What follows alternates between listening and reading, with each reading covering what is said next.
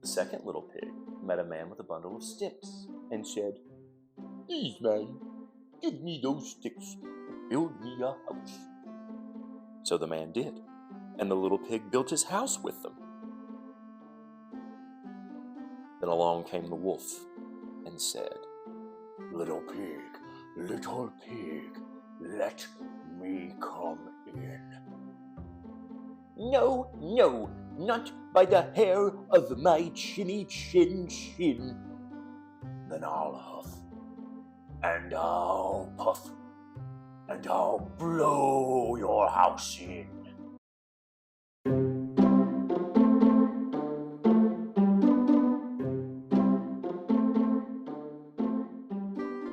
Hello! Today, we will be reading the book, The 3 Little Pigs.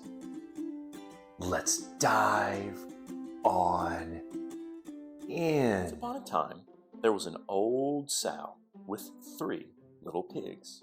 She had no money to keep them, so she sent them off to seek their fortune. The first little pig met a man with a bundle of straw and said to him, "Please, man, give me that straw to build me a house." So the man did, and the little pig built his house with it. Along came a wolf. He knocked at the door and said, little pig, let me come in." "No, no," said the little pig, "not by the hair of my chinny chin chin." "Then I'll huff, and I'll puff, and I'll blow your house in," said the wolf. So the wolf huffed, and he puffed, and he blew the house in, and he ate up the first little pig. The second little pig met a man with a bundle of sticks and said, "Please, man, give me those sticks, build me a house." So the man did, and the little pig built his house with them. Then along came the wolf and said, little pig, let me come in." "No, no, not by the hair of my chinny chin chin." "Then I'll huff, and I'll puff, and I'll blow your house in," said the wolf. So he huffed, and he puffed, and he huffed, and he puffed, and at last he blew the house in, and he ate up the second little pig. The third little pig met a man with a load of bricks and said, "Please, man, give me those bricks to build me a house." So the man did, and the little pig built his house with them. Soon the same wolf came along and said, little pig, let me come in." "No, no, not by the hair of my chinny chin chin." "Then I'll huff, and I'll puff, and I'll blow your house in," said the wolf.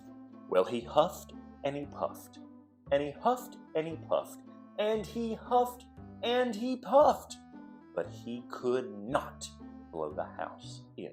At last the wolf stopped, huffing and puffing, and said, "Little pig, I know where there is a nice field of turnips." "Where?" said the little pig. "On Mr. Smith's farm," said the wolf. "I will come for you tomorrow morning. We will go together and get some turnips for dinner." "Very well," said the little pig. "What time will you come?" "Oh, at 6 o'clock, said the wolf. Well, the little pig got up at 5. He went to Mr. Smith's farm and got the turnips before the wolf came to his house. "Little pig, are you ready?" asked the wolf. The little pig said, "Ready. I had been and come back again, and I got a nice potful of turnips for my dinner." The wolf was very angry, but then he thought of another way to get the little pig, so he said, "Little pig, I know where there is a nice apple tree." "Where?" said the pig. "Down at Merry Garden," replied the wolf. "I will come for you at 5 o'clock tomorrow morning, and we will get some apples." Well, the little pig got up the next morning at 4 o'clock and went off for the apples. He wanted to get back home before the wolf came, but it was a long way to Merry Garden, and then he had to climb the tree. Just as he was climbing back down with his basket full of apples, he saw the wolf coming. "Little pig," the wolf said, "you got here before me. Are the apples nice?" "Yes, very," said the little pig. "I will throw one down to you." And he threw the apple as far as he could throw. While the wolf ran to pick it up, the little pig jumped down and ran home. The next day, the wolf came again and said to the little pig, "Little pig, there is a fair at Shanklin this afternoon. Would you like to go?" "Oh, yes," said the little pig. "When will you come to get me?" "At 3, said the wolf. Well, the little pig went off at 2 o'clock and bought a butter churn at the fair. He was going home with it when he saw the wolf coming. The little pig jumped into the butter churn to hide. The churn fell over and rolled down the hill with the little pig in it. This frightened the wolf so much that he turned around and ran home. Later, the wolf went to the little pig's house and told him what had happened. "A great round thing came rolling down the hill right at me," the wolf said. "Ha ha ha! I frightened you then," said the little pig.